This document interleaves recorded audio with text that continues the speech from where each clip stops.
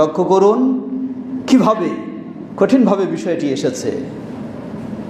সাহাবী ওমর ইবনুল খাত্তাব রাদিয়াল্লাহু আনহু রাসূলুল্লাহ সাল্লাল্লাহু আলাইহি ওয়াসাল্লামের সামনে সাহাবায়ে কেরাম বসে আছেন।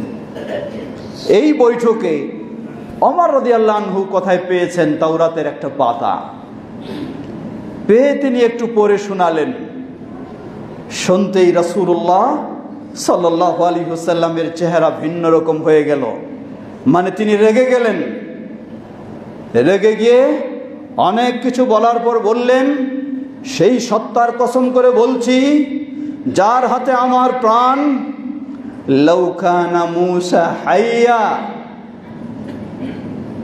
লাম ইয়াসিহু ইল্লা ইত্তিবাই, রাওয়াহু মুসলিম।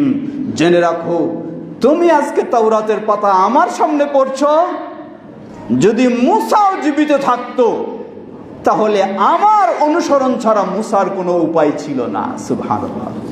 এর মানে মূসা আলাইহিস সালামের নবুয়ত এখন সচল নয়, অচল। তাহলে যেখানে মূসা আলাইহিস সালামের নবুয়ত অচল, রিসালাত অচল, তাওরাত অচল, সচল একমাত্র একটি, সেটি হলো কিতাবুল্লাহ আল কোরআনুল কারীম। আর আমরা সেই কোরআনুল কারীমের অনুসারী হওয়ার সৌভাগ্য লাভ করেছি, আলহামদুলিল্লাহ।